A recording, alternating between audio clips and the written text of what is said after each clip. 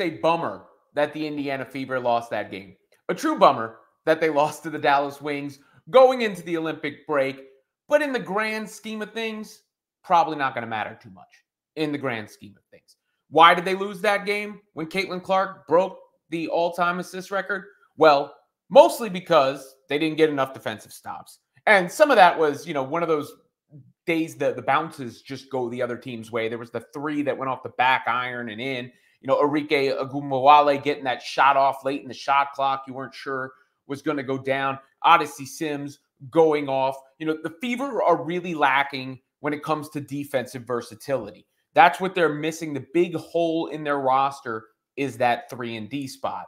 Lexi Hull hustles, but she can't make a damn shot. It's tough. She hustles, she can't make a damn shot. Nalissa Smith had a tough one in this one. A lot of travels, a lot of, mistakes that were made out on the court by her. Kelsey Mitchell didn't have her typical game on the other side. Katie Lou Samuelson doesn't fill that role. I said before, I thought Dantas played well in a few minutes there, but it was really Caitlin Clark and Aaliyah Boston. Caitlin Clark and Aaliyah Boston. And that's going to become a legendary duo going forward over the course of things. But, congratulations to the Dallas Wings. They won the game. And Caitlin is not without flaw. Let me first get that out of the way. I've said before, she needs to expand her mid-range game. That's something she can maybe work on in this break. She sometimes needs to look for her own shot a little bit more. I think that could have been the case in the fourth quarter. I know fans are going to blame Christy Sides for that, but Caitlin's got the ball in her hand. She's in charge. I'm sorry. When she has the ball like that, she's calling the shots out there. Sides, for the most part, I thought in this game was fine. She played who she had. She made one really bad timeout that cost the team 2 points. And that, that's on the coach. Cost 2 points. Maybe the game is different, in the flow if that doesn't happen. But for the most part, Clark has the ball. She's in charge. Aaliyah Boston is tremendous. Making good reads, as a big off of Caitlin Clark, finishing around the rim, playing defense and all those things. They just need, as top heavy as this roster is, they need Clark, Boston, Mitchell, and Smith to play good every game. That's their winning formula right now until they can increase the depth of the team and the defensive versatility. But with all that said, I think at some point there was an overcorrection when it comes to Caitlin Clark. She had this unprecedented hype coming into the league where everyone was talking about her like she's the best player they'd ever seen, myself included. And there was a natural backlash to that because it was spun as disrespect for the women who had come before and were in the league. And there are so many great talents in the league. They'll be on display at the All-Star game, during the Olympics, and all that. This is not to bring them down. But I think there was an overcorrection at some point, like Caitlin Clark struggling. There's a Rookie of the Year race. And a hesitation to say what is plainly obvious, that Clark is every bit the generational player she was sold to be. And the best point guard in the league already. In fact, the best offensive engine in the history of the league. I mean, look at this stat that I saw Underdog WNBA threw this up during the game.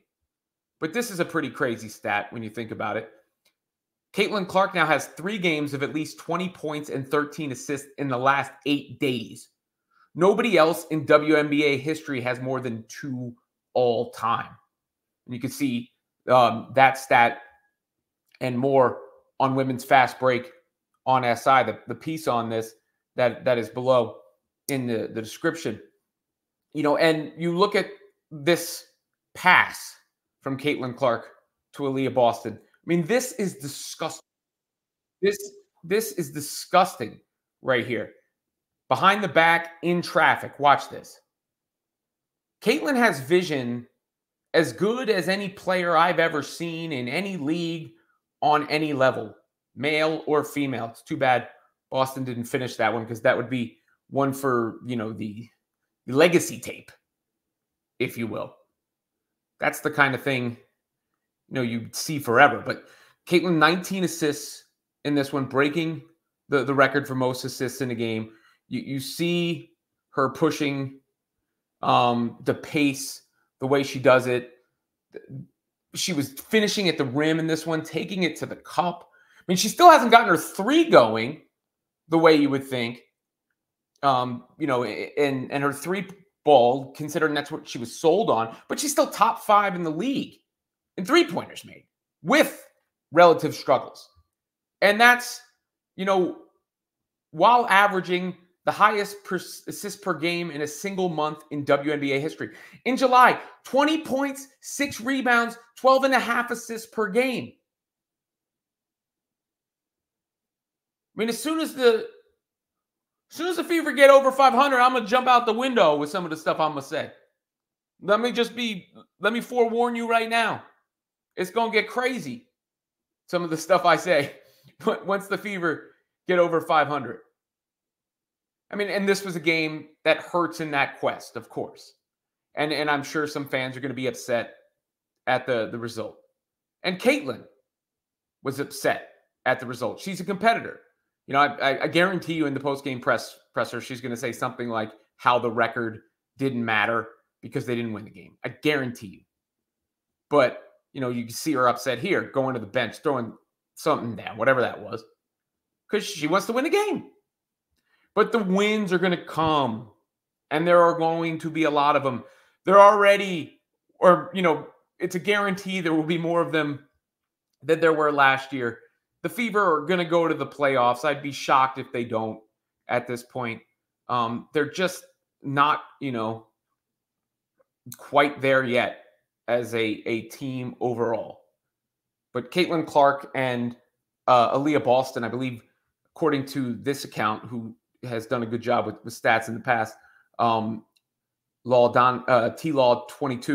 Caitlin Clark scored or assisted on 66 of Indiana's 93 points. She generated 70% of the offense. Caitlin Clark and Aaliyah Boston had no help. And that is the case in this game. I mean, they're two top-heaviest squad. It's got to be Clark, it's got to be Boston, it's got to be Mitchell, and it's got to be Smith. Every time.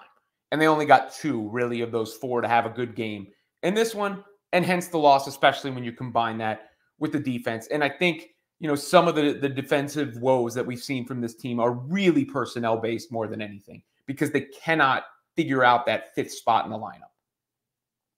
Christy Wallace didn't do it.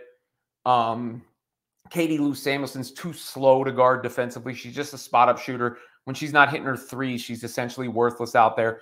Lexi Hull hustles her tail off but can't shoot until she consistently shoots. She's not going to be the answer there either. But these are all like micro problems. In the macro sense, we're going to forget about this, and we're not going to forget about what Caitlin Clark is doing, and she's just getting started.